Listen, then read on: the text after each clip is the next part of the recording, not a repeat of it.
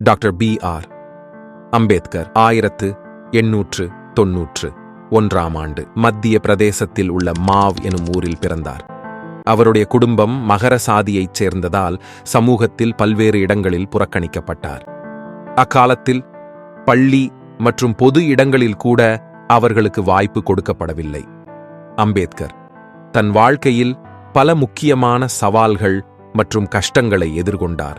ஆனால் அவர் கடந்து வந்த பாதை அவருடைய உறுதி, அறிவு மற்றும் சமூக நியாயத்தை அடையக்காத்த நம்பிக்கைகளால் நிரம்பியது.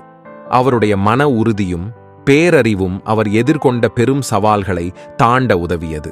மும்பையில் உள்ள ஏல்பின்ஸ்டோன் கல்லூரியில் அரசியல் அறிவியல் மற்றும் பொருளாதாரம் படித்தார். பின்னர் அவர் கொலம்பியா பல்கலைக்கழகம் மற்றும் லண்டன் ஸ்கூல் ஆஃப் எகனாமிக்ஸில் PhD பட்டம் பெற்றார். இந்தியாவில் சாதி அடிப்படையிலான குற்ற உணர்வு மிகவும் வலுப்பெற்றிருந்தது. இதனை எதிர்த்த அம்பேத்கர் தாழ்த்தப்பட்டவர்களுக்கு உரிமைகள் பெற்றுத்தர முயன்றார். அவரது சீர்திருத்த முயற்சிகள் பல்வேறு சமூக மற்றும் அரசியல் எதிர்ப்புகளை சந்திக்க நேர்ந்தது. பௌத்த மதத்திற்கு மாற்றம் செய்தது இந்திய சமுதாயத்தில் மிகுந்த எதிர்ப்புகளை ஏற்படுத்தியது. தனது உரிமைகள் மற்றும் சமூக நியாயத்திற்காக அவர் தனிப்பட்ட போராட்டங்களை முன்னெடுத்தார். அரசியல் கட்சிகள் மற்றும் சமூக இயக்கங்களை உருவாக்கி தாழ்த்தப்பட்டவர்களின் உரிமைகளை பாதுகாக்க முயன்றார்.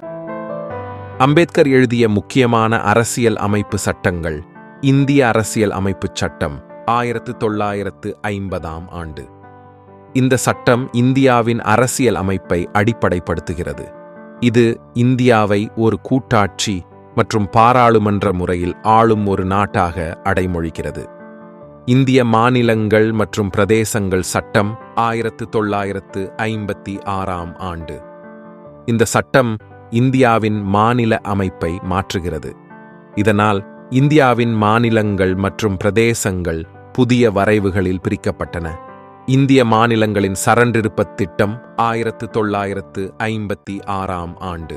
இந்த சட்டம் இந்தியாவின் மாநிலங்களின் சரண்டிருப்பத் திட்டத்தை அமைப்பதற்காக இருந்தது.